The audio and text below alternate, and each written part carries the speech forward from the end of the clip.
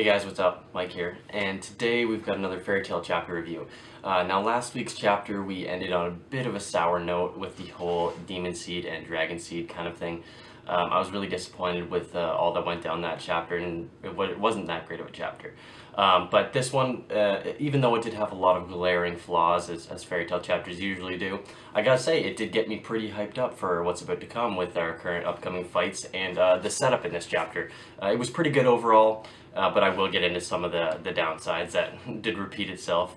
But anyways, let's get into it. So our chapter starts right after Universe 1 is undone from last week's chapter, and everyone is returned to their positions when Eileen cast it. So most of our main cast is in the city, along with our Spriggans, and we do see that Makarov and Loxus are also back in the city, and we see a sad, heart-touching moment there when Loxus is having to carry Makarov back to the guild, and it does actually look like he's still dead, but then again, it looks like he might even be alive. I'm gonna go with dead for now and give Mashima the benefit of the doubt, but like when we see the picture of Makarov, he's just holding his chest like this, which I don't think a dead person would really do, and that was the problem, or part of his injuries before. When we saw him fighting on the field, we saw him holding his chest a lot, so it does get me worried a little bit, but either way, that was a good scene where we get to see Loxus and saying bye to his grandpa and bringing him back to the place where he belongs.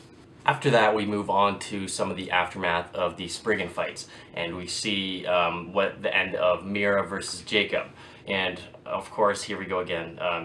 Mira beats Jacob, which I guess you kind of expect. I mean, Mashima have to throw that glaring weakness in for such an OP character that he can't look at women. So obviously, as soon as he faces off with Mira, who just probably gotten back from getting stabbed in the heart a while ago and is still pretty weak from having to do all the fighting.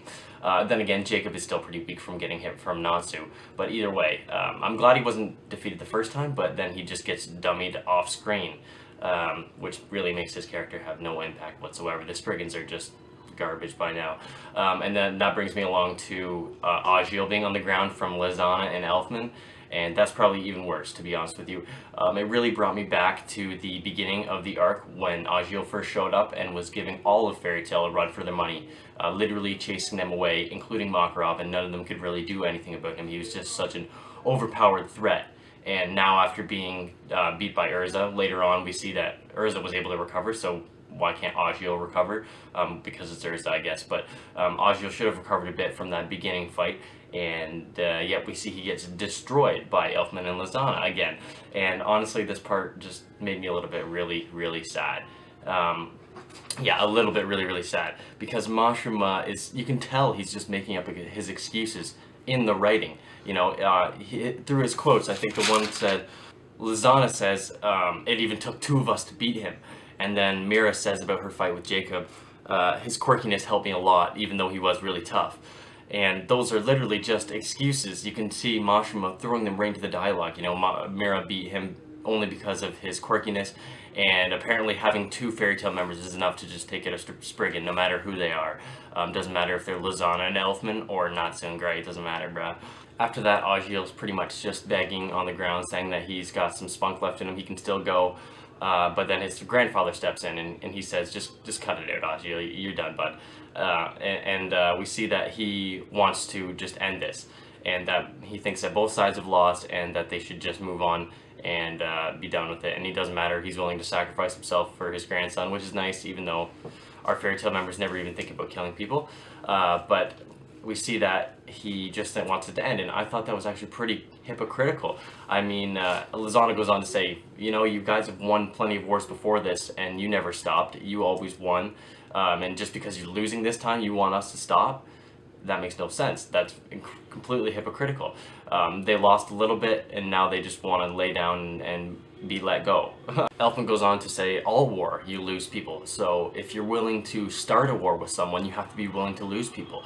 And if you reach to this point and you realize, oh wow, I don't have what it takes, then you never had what it takes to start a war or win a war in the first place. So it seems like these guys, besides Zeref, have no balls. I mean, this is just Agiel's grandfather, but I mean, either way, it just shows that the Spriggan 12 were just full of confidence and didn't have enough to back it up. So then we go back to Natsu and Lucy. In this chapter, they're with Happy, and nobody else is around. Everyone else has disappeared because of Universe 1. So they walk outside and they start looking for people, and then Brandish appears. and she has little Demaria in her hand, tiny Demaria, and I thought that was hilarious. She's shrinking her. She looked pretty cute in that little small body, whatever. And then Natsu goes up and literally scares the shit out of her, and I thought this was definitely the funniest part of the chapter, because as soon as he starts trying to talk to her, she starts freaking out, like, get him away from me, get him away from me, because she remembers he literally went E&D on her ass a couple chapters ago and literally full-on wrecked her. And then Brandis says that she's actually just going to leave, and she's not going to be a friend, and she's not going to be a foe, and hopefully she'll see you again one day. But then we go and find out later that she actually didn't think that. She probably was just trying to get out of there to save her own ass, because she knows that August is pissed and he's about to, you know, drop in, exterminate them all. But we'll get into that in a bit. So Brandis walks away, and then Porly, Yusuka, Juvia, and Carla show up along with Ever, and they're looking for Gray, and they can't find him anywhere. And so Natsu says, oh, well, I know where Gray is. And that immediately made me think, oh shit, that's not good. Natsu actually knows something. That probably means it's bad and important. And that means Gray is probably with Zeref, and I guess that's what it turned out to be at the end of the chapter, which was a hype ending, by the way, but I'll get into that again later. So now is when shit starts to get real. The ground starts shaking, and Natsu looks up and sees somebody on top of the cathedral. And then we get a little close up, and it's August, and he is not happy. He is pissed, he's got a staff, and he's ready to fuck shit up. He basically makes the whole place shake, the whole ground, the whole sky, as he's chanting some shit about souls and whatnot. And it made me think, like, he was talking about the old Spriggans and realizing that he's the only one left. And he said he's going to use the souls to devote them to Zeref and exterminate you all. So it made me wonder if he's going to use the defeated Spriggans to cause some sort of massive spell to destroy the city. At least that's what it looked like he was building up to, until we get a hype entrance of Gildarts. And we haven't seen Gildarts in a while. Who the hell knows where he's been? He got introduced, and he was really underwhelming introduction a couple chapters ago when he faced off with God Serena. I mean, God Serena was not in his full ability. It was not really a big fight, and then he went off to just face fodder afterwards. So you gotta wonder, what is he even doing these days? He is so powerful, and if he's powerful enough to face off with August, why was he wasting his time with fodder? He could have just destroyed the entire field if he's as powerful as August, which we're assuming that he is at this point, because Mashima is leaning towards just having Gildarts one-shot him, not one-shot him, but beat him in the next chapter, the next couple chapters. And if that's the case, I mean, I'll be disappointed. Yeah, I'll be disappointed, but like there's another side to it too. I mean, Gildarts was off and he was training for a long time. He has a way different appearance. We don't know that he was training, but we assume that he was training. And if he was, he's probably gotten a lot stronger than from where he was. And as far as we know, Gildarts is the strongest mage in Fairy Tail, so he has the best chance against the strongest Spriggan. But at the same time, it's still, what was he doing, and why couldn't he just step up when he first showed up, rather than wait until the very, very last moment to come literally out of nowhere? You know, the sky just did a little sparkle, and all of a sudden a Gildarts meteor starts coming down and pounds August. And I'm not gonna lie, that was really, really cool, and he caught on the right moment. That punch, classic Gildarts punch, it was great, but a bit disappointing. So when Gildarts punches August, he literally completely destroys the entire cathedral. And poor cathedral, I mean, it's been destroyed countless times, and Natsu even kind of brings it up in this chapter. He feels bad for the cathedral, but oh well. It was a funny joke for Gildarts. He pops in and says, oops, I destroyed the cathedral, my bad, August, but now I'm going to destroy you too, homie. So this part was when August first was attacking Gildarts, and Gildarts basically kind of brushes it off to the side, moves his staff, and just keeps walking. And I'm not gonna lie, this part was awesome. It looked so, so cool. But the power scaling was like, okay, so is Gildarts really stepping off and just brushing one of August's attacks off? And if that's the case, this fight isn't going to be very interesting. We're just going to see Gildarts pound him, which will be fun, but it won't be very compelling for story-wise. So after that, we get Natsu realizing, like I said before, that Zeref and Gray are probably in the same place, which is Fairy Tail, and he's going to start heading there now.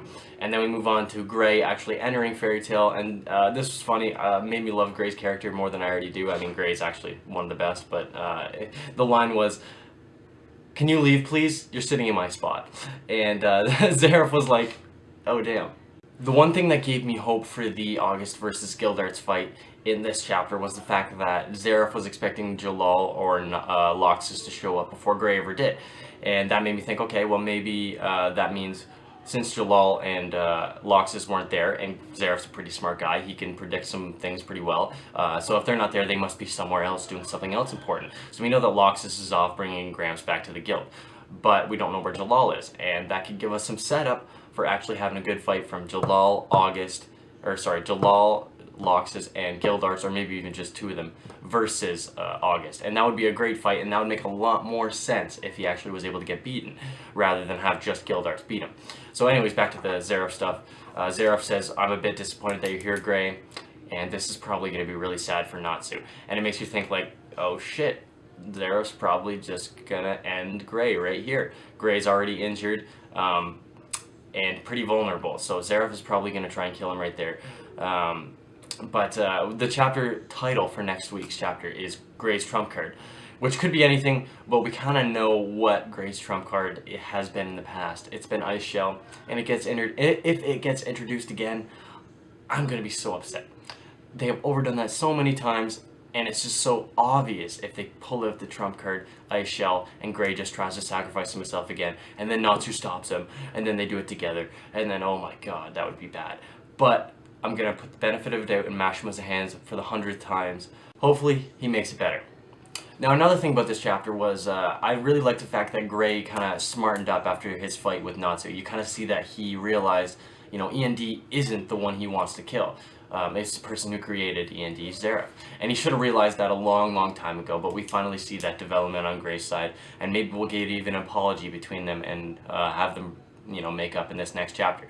But I'm just glad to see that Gray's finally smartened up and realized that Zeref is the one that needs to die, Zeref is the one that created END in the first place, and Zeref is the one that's going to be causing everyone all these problems. So if anyone needs to go, it's Zeref.